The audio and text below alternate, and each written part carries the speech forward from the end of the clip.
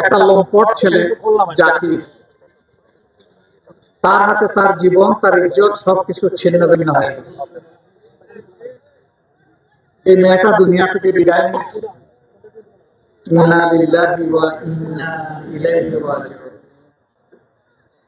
আল্লাহ তার উপর রহম করো, আল্লাহ তাকে তার একান্ত খাস বান্দি হিসেবে কবুল করো, জান্নাতের মেহমান হিসেবে কবুল করো। বুক ভাঙা, হৃদয় ভাঙা তার মা বাবা, ভাই বোন এবং আপনজনকে আল্লাহ তাআলা উত্তম সবর করার তৌফিক দান করো। হ্যাঁ, আল্লাহর জন্য সবর করতেই হবে, কিন্তু সবর করাটা এই ক্ষেত্রে বড়ই কঠিন। একটা বাচ্চা গোলাপ ফুলের মতো শুধুমাত্র পাপড়ির মুখ খুলে বের হয়েছে, ফুটে উঠে কচি বাচ্চা, মা বাবার চোখের সামনে থেকে এই বাচ্চাটাকে কেড়ে নেওয়া হয়েছে। এই মা বাবার জন্য বুক ধরানো, মন ধরানো খুবই কঠিন। আমরা আল্লাহ তাআলার দরবারে দোয়া করি, আল্লাহ তাআলা তাদের সকলের সিনার পর তার রহমতের হাত বুলিয়ে শাস্তি হচ্ছে তার দুনিয়া বেঁচে থাকার অধিকার, তাকে দুনিয়া থেকে তার প্রাপ্য নিয়ে বিদায় নিতে হবে। এরকম লম্পটদের শাস্তি যদি কোনো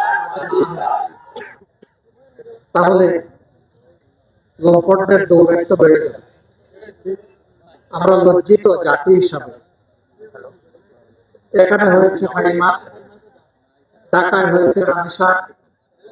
এই ধরনের ফারিমা এবং রামিসা তাদের আত্মচিৎকার, জীবন আলো নিভে যাওয়া আর আপনজনের চোখের পানি দিয়ে নদী তৈরি হয়ে যাওয়া, বর্তমানে এটি হচ্ছে বাংলাদেশের চিত্র।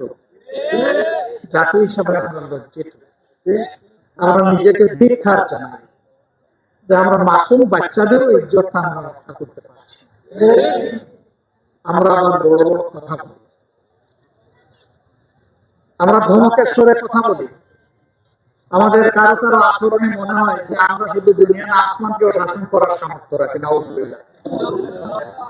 দুনিয়া আসমান শাসন করার একক এখতিয়ার হচ্ছে দুনিয়া এবং আসমানের যিনি মালিক, সে রব্বুল আলামিন। দেশের ক্ষমতায় কেউ গেলে তার বিনয়ী হওয়া উচিত, দেশের মানুষের দায়িত্ব নেওয়া উচিত। ক্ষমতায় যাওয়ার মানে হচ্ছে গড়ে মালিক গুলো ঘুমাবে শান্তিতে, চকিদার তাকে পাহারা দিবে। আমরা চকিদার, আমরা পাহারাদার, কিন্তু পাহারাদারদের হাব ভাব মাঝে মাঝে মালিকের মতো হয়ে যায়। তারা দেশবাসীকে তাদের বাড়াটিয়া মনে করেন আর নিজেকে তারা মালিক মনে করেন। আমরা এখানে নিন্দা জানাই। স্বরাষ্ট্রমন্ত্রীর দায়িত্ব কালপ্রিটদেরকে খুঁজে বের করে আইনের আওতায় আনা, আইনমন্ত্রীর দায়িত্ব এদের ফাঁসি নিশ্চিত করা। দেখা করেন এই লম্পটের সাথে আপনজনরা জড়িত বলে সবাই বলছে, এবং সবার মুখে যে কথা আসে এটা মিথ্যা হতে পারে। তাদেরকে আইনের আওতায় আনতে হবে।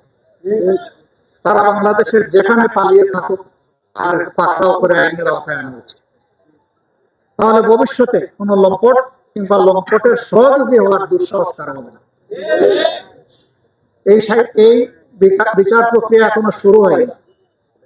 28 দিন হয়ে গেল। এত বড় চাঞ্চল্যকর একটা ঘটনা সারা দেশকে নাড়ালো, দুনিয়ার মানুষ কাঁদলো, কিন্তু এখন পর্যন্ত একটা চার্জশিট দাখিল হলো না। আমরা এখানে আইন শৃঙ্খলার দায়িত্বে যারা নিয়োজিত আছেন, আমি মেট্রোপলিটন কমিশনার যিনি আছেন তার প্রতি আমি অনুরোধ করব এবং আমি কথা বলবো যে বাকি কালপ্রিটদেরকেও অ্যারেস্ট করতে হবে।